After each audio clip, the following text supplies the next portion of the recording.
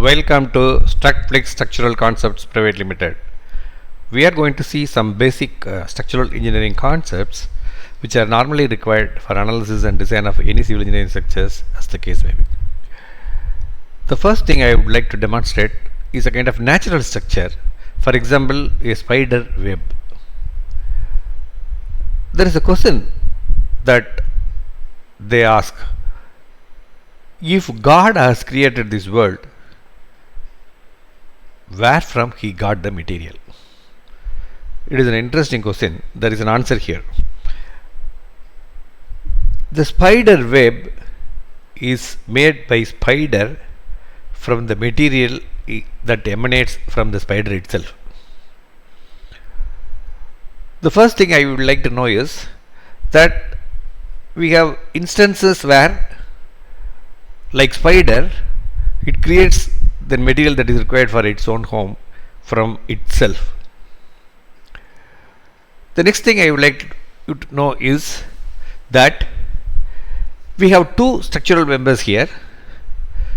One is radial member, another is arc member. How did it choose the configuration that is required like this? Is the first interesting question we need to ask. The second question is, if this is built in trees or in the natural system, how did it take care of the kind of wind that is going to blow or the rain that may come in its lifetime?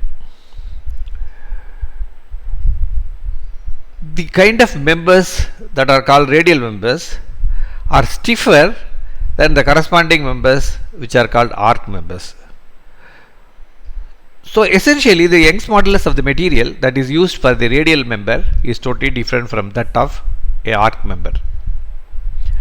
Even though both members are produced from the same spider, it is able to think and design and build a web which suits all the requirements, like the environmental scenes like rain or wind, as the case may be, or to take the load of the spider. This is a great kind of innovation by a insect which created this kind of structural system. Next, let us take the bird's nest. Normally birds needs nest to lay the eggs, and the eggs, when they fall from the bird, is likely to be very soft, and in order to save that, it needs a very soft bed. So in this case, the bird has selected material from outside, and it has large number of such elements. They are very soft. They are built into a particular shape which sustains the egg for its lifetime. Once the egg breaks and the life of the bird comes out, after few days, this life of the structure itself is questionable. Maybe it is not required. So it will go for again rebuilding another nest somewhere else. So how did it choose the material, and how did it select the place which is supposed to be safe from the point of view of wind as well as a kind of rain that may come in a season? This is an interesting question that we need to answer. Coming to my last example, I take wasp nest. Here the material is taken from outside, obviously, but the material is prepared and modified to suit a particular shape from the chemical or biochemical that comes from the insect itself. So it makes a nest which is weatherproof, heat resistant, waterproof, and windproof. So the material may be taken from outside as well as modified by the insect to make this solid structure, which again is needed only for a very short time. So nature has unfolded variety of theories which we need to understand as a structural system for getting a right material, for getting a right structural system, for getting the right structure. So human needs variety of structures. One such is housing for habitat. We obviously need the house to be very beautiful, under natural lighting and also under good environmental conditions.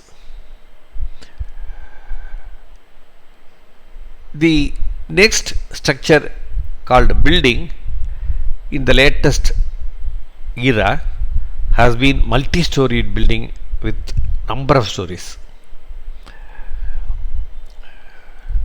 Sometimes we need bridges to connect across rivers or maybe part of sea, as in the case of Rameshwaram. These are all the type of structures that human build for habitation as well as other infrastructural necessities. The bridges sometimes is touching clouds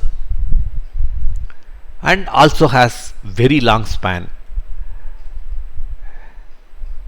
But when it comes to design, we need to understand what are we looking for.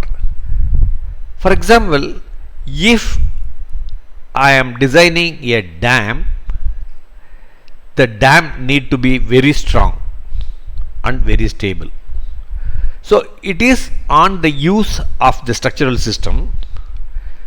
Some of the parameters are decided in the design. In case if I am designing a tower either for TV or for phone signal, it must be tall but not necessarily that strong as that of a dam. But at the same time it can be little flexible, but however this also need to be stable for all the winds that are likely to come throughout its life.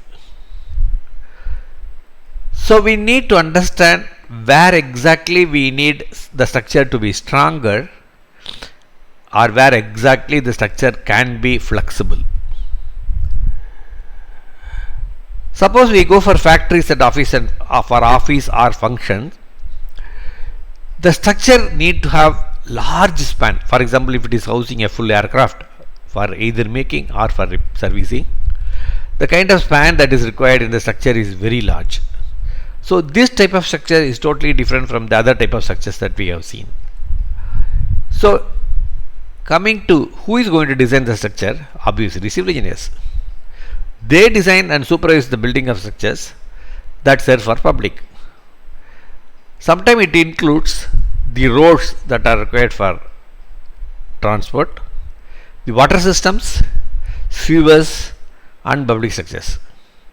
Structural engineer has a special role as a part of civil engineers. They focus on load bearing structures. Some of the load bearing structures like bridges, railways, railway stations, industrial structures, offices, dams. When the basic question that the design engineer is going to ask is depending upon what he is going to design. For example, if he is going to design a bridge, he needs to know how many vehicles are going to cross in a day, what are the loads of the vehicle, how many pedestrians are going to cross, what is the load, what is the wind direction, what is the wind flow characteristics.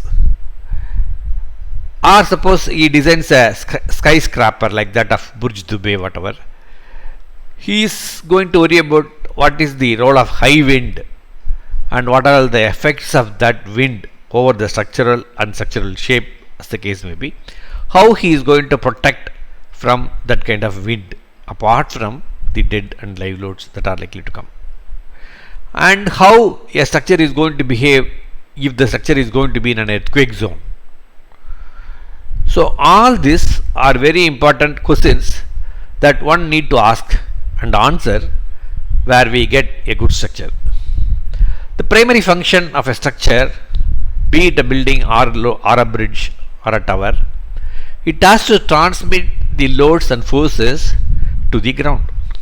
It may be a building with few stories or little more or very high. In all these cases, the main function is to transmit all the loads that are coming either in terms of the material load, which is called dead load, or the loads that are likely to come called live load, or the other environmental loads like wind load or earthquake load or ice load, whatever. So depending upon what are the loads that are coming, how safely they transmit to the structure, and the structure being functional. Thank you.